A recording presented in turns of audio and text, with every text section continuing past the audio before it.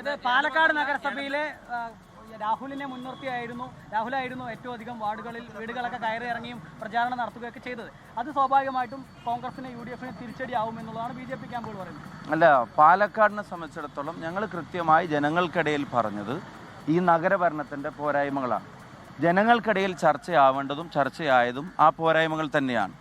ഞങ്ങളെ സംബന്ധിച്ചിടത്തോളം ആ വിഷയത്തിൽ ഞാൻ ഇനി അതിൽ കൂടുതൽ പ്രതികരിക്കേണ്ടതില്ല.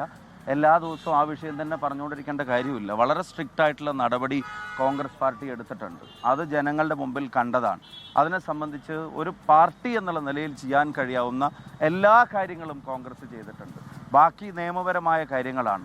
അത് അതിൻ്റെ വഴിക്ക് പോട്ടെ. ഞങ്ങൾ ജനങ്ങളോട് പറയാൻ ശ്രമിച്ചത് നഗരഭരണത്തിൻ്റെ വീഴ്ചകളാണ്, സംസ്ഥാന ഭരണം നടത്തുന്ന വീഴ്ചകളാണ്, ശബരിമല ഉൾപ്പെടെയുള്ള വളരെ സീരിയസ് ആയിട്ടുള്ള ഈ ഒരിക്കലും ന്യായീകരിക്കാൻ കഴിയാത്ത CPM-ൻ്റെ അണികൾക്കോ അതിൻ്റെ പ്രാദേശിക നേതാക്കന്മാർക്കോ പോലും യോജിപ്പില്ലാത്ത തരത്തിൽ ഒരു സർക്കാർ സംവിധാനം ഇങ്ങനെ ഇറങ്ങി നിന്ന് അയ്യൻ്റെ സ്വർണം കവർന്നതുൾപ്പെടെയുള്ള വിഷയങ്ങളാണ് ജനങ്ങൾക്കിടയിൽ ഞങ്ങൾ ചർച്ചയാക്കിയിട്ടുള്ളത്. ഇപ്പോൾ തെരഞ്ഞെടുപ്പിൻ്റെ അജണ്ടകൾ അതൊക്കെയാണ്. അതനുസരിച്ചായിരിക്കും ജനങ്ങൾ വോട്ട് ചെയ്യേണ്ടത്, അതനുസരിച്ചായിരിക്കും ജനങ്ങൾ വോട്ട് ചെയ്യുക, അതനുസരിച്ചായിരിക്കും കേരളത്തിലെ റിസൾട്ട് വരിക എന്നുള്ളതാണ് ഞങ്ങളുടെ അക്കാര്യത്തിലുള്ള ഒരു കണക്കുകൂട്ടൽ.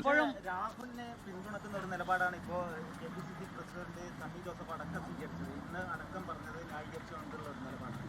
ഞാൻ പറഞ്ഞല്ലോ, എൻ്റെ എല്ലാ മാധ്യമ സമ്മേളനങ്ങളും അല്ലെങ്കിൽ പത്രക്കാരെ കാണുമ്പോഴും ഞാൻ ആ വിഷയത്തിൽ തന്നെ പറഞ്ഞുകൊണ്ടിരിക്കണം എന്നില്ല.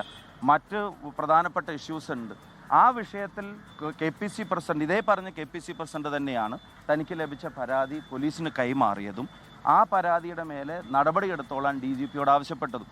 അതേ KPC പ്രസിഡന്റ് തന്നെയാണ് ഈ പറയുന്ന വ്യക്തിയെ നമ്മുടെ പാർട്ടിയിൽ നിന്ന് എക്സ്പെൽ ചെയ്യുന്ന തരത്തിലേക്കുള്ള സ്ട്രിക്റ്റ് ആയിട്ടുള്ള ആക്ഷനിലേക്കും പോയത്. ഇപ്പോൾ പാർട്ടി എന്നുള്ള നിലയ്ക്ക് ചെയ്യാൻ കഴിയാവുന്ന കാര്യങ്ങൾ കോൺഗ്രസ് പാർട്ടി ചെയ്തിട്ടുണ്ട്.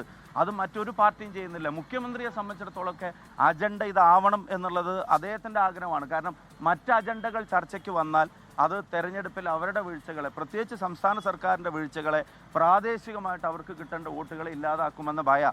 മുഖ്യമന്ത്രി എന്നിട്ട് കോൺഗ്രസിനെ അകാരണമായി ആക്ഷേപിക്കുകയാണ്. അദ്ദേഹത്തിൻ്റെ ഇടത്തും വലത്തും മുന്നിലും പിന്നിലും നോക്കണം എന്ന് വെച്ചാൽ മന്ത്രിസഭയിലും MLA-മാരുടെ പട്ടികയിലും ഓഫീസിലും നോക്കണം. എന്നിട്ട് വേണം മുഖ്യമന്ത്രി കോൺഗ്രസിന് ഇത്തരം കാര്യങ്ങളിൽ ഉപദേശിക്കാൻ.